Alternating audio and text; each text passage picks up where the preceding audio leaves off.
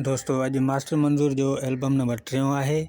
Album ॿिए जी भरपूर कामयाबी खां पोइ हिन टियों एल्बम ॾिनो ऐं तमामु बहितरीनु ज़बरदस्त एल्बम। हिननि एल्बमनि जे करे तमामु घणो मशहूरु थियो मास्टर मंज़ूर।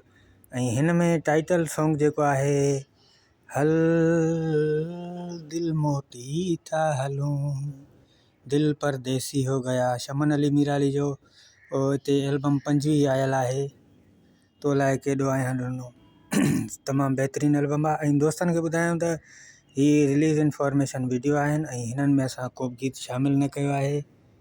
ऐं दोस्तनि जा कमेंट्स आहिनि, कमेंट शामिलु कयूं, उन खां बाद एल्बम जे बारे में अॻिते ॿुधाईंदासीं। पहिरीं कमेंट्स आहे सिराज अहमद लाशारी भाउ लिखियो आहे, मास्टर मंज़ूर जा बरखा में ठीकु आहे अदा बिल्कुलु रखंदासीं। वहीद अहमद भाउ लिखियो आहे वेरी नाइस खोड़ सारा प्यार। उन खां पोइ नदीम अली आहे, उन खोड़ सारियूं दिलूं मोकिलियूं आहिनि, वॾी महिरबानी नदीम भाउ। उन खां पोइ वहीद अहमद 2 कमेंट्स कया आहिनि, टोटल सॉन्ग फेवरेट आहिनि, वॾी महिरबानी वहीद भाउ, ख़ुशि हुजी आबाद हुजी। ऐं ॿिया दोस्त बि आहिनि। पहिरियों शहबान सोलंकी भाउ लिखियो आहे नाइस अदा। उन खां पोइ आहे शरमन अली चांडियो, आदीअ जो छलो ॾेई यार मुंहिंजी दिलि खणी वियो, बिल्कुलु ठीकु आहे दादा वॾी महिरबानी। ऐं दोस्तनि खे ॿुधायूं त हिन जी सिलेक्शन कार वहीद हकड़े जी आहे ऐं तमामु घणा एल्बम वहीद हकड़े हिन सां सिलेक्शन कराया, जिन्हनि जे करे ही तमामु घणो मशहूरु थियो मास्टर मंज़ूर। हिन खे शाइरी बि भली मिलंदी वई ऐं हिन जो आवाज़ बि बेअंदाज़ सुठो। अव्हांखे त ख़बर ई आहे त मास्टर मंज़ूर जो आवाज़ु तमामु बहितरीनु ऐं ग़मगीन आवाज़ु आहे। ऐं उन सां गॾोगॾु तव्हांखे ॿुधायां मेन ॻाल्हि जेका टॉपिक जी हूंदी आहे त काफ़ी दोस्तनि खे ख़बर न हूंदी आहे त हीअ गीत कहिड़े एल्बम जो आहे या हीअ कहिड़ो वॉल्यूम आहे, कहिड़े साल में आयो आहे। थोरो इन्हनि खे ॾिसी करे आऊं इहो कमु शुरू कयो आहे। काफ़ी दोस्तनि खे पसंदि आयो आहे, उन्हनि कमेंट्स बि कयूं आहिनि ऐं अॻिते लाइ बि कमेंट्स कंदा रहनि, उन्हनि जी वॾी महिरबानी।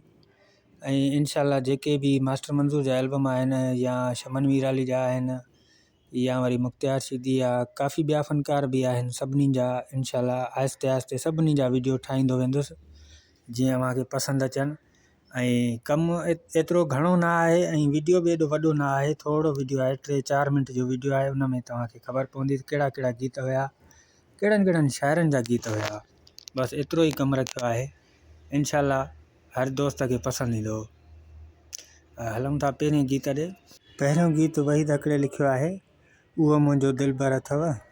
ऐं उन खां पोइ आहे सादिक मस्तोई जो गीत आहे मूंखे ॾुख मिठा। ऐं उन खां पोइ आहे ज़ुल्फ़कार मंगी जी शाइरी आहे तोसां दिलि फाथी वई। ऐं उन खां पोइ वहीद हकड़े जो वरी गीत आहे ख़त में सॼणु लिखियो आहे। ऐं उन खां पोइ आहे जावेद नवाज़ जी शाइरी आहे कलाम जा ॿोल लिखिया अथई खामखा परेशानी ॾिनी।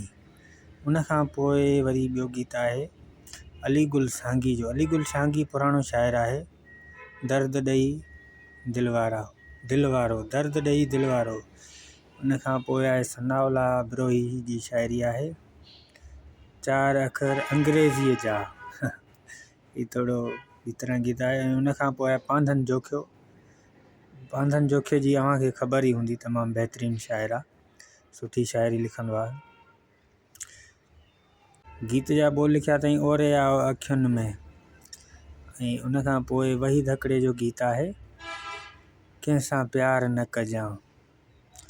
ऐं उन खां पोइ अली नवाज़ उमराणी जो कलाम आख़िरी हल दिल मोटी था हलूं, तमामु बहितरीनु।